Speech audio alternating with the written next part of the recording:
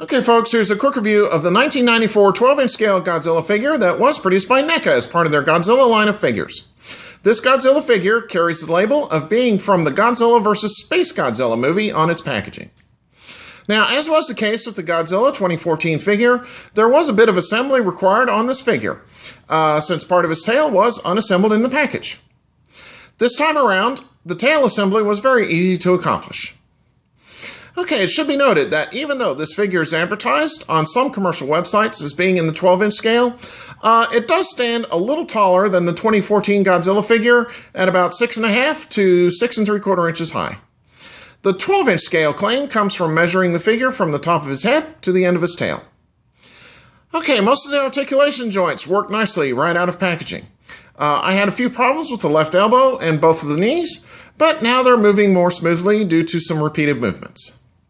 Godzilla has articulation in the head, the upper biceps, the elbows, the wrists, the diaphragm, the hips, the knees, the ankles, and the tail. The neck has 2 points of articulation. The wrists spin 360 degrees with no up and down movement. The tail has 4 different points of articulation. The feet move up and down, and there's also some ankle pivot. There is also additional articulation in the claws, which allows you to pose them either open or closed.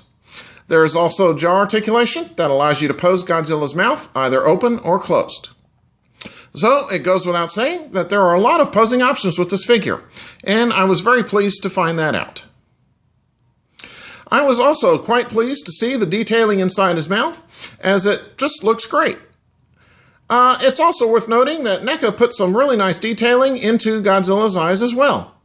And just like the 2014 Godzilla figure, the spikes that run the entire length of Godzilla's back are made of a soft rubber as opposed to a rigid plastic. Paint apps on the figure were very nicely done with no appreciable errors to speak of. So let me pause here, zoom in, and I'm going to give you a closer look as to what this Godzilla figure looks like.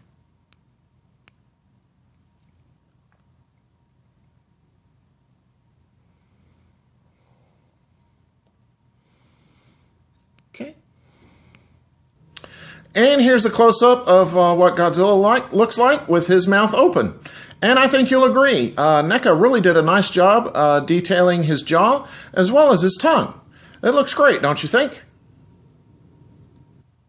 Okay, Godzilla didn't come with any accessories, so what I'll do now is a quick 360 of him for you and let you see what he looks like from all sides. There was no figure stand included, but the tail seems to balance the figure on a flat surface fairly well, just as I found out with the 2014 Godzilla figure. So, once again, I personally don't see the necessity of using a figure stand with this figure. There are peg holes in his feet, so you do have the option of using a figure stand if you so choose. Okay, here's a shot of Godzilla from the left-hand side.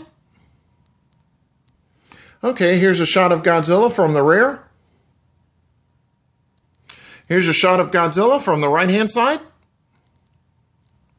Okay, here's a shot of Godzilla from the front.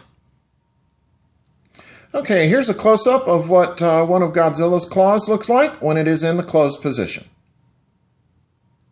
Okay, and finally, here we are once again from our starting point. So overall, I have to say that I really like this Godzilla figure quite a bit. Maybe even a touch more than the 2014 Godzilla figure that I've already reviewed. The articulation joints worked great with a couple of exceptions, and I feel that this figure makes for a very nice display. So therefore, this Godzilla figure, it definitely gets a great recommendation from me.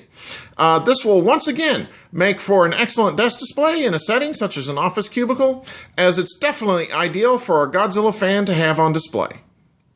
Okay, so on that note, take care and stay tuned for my next review. Have a good one!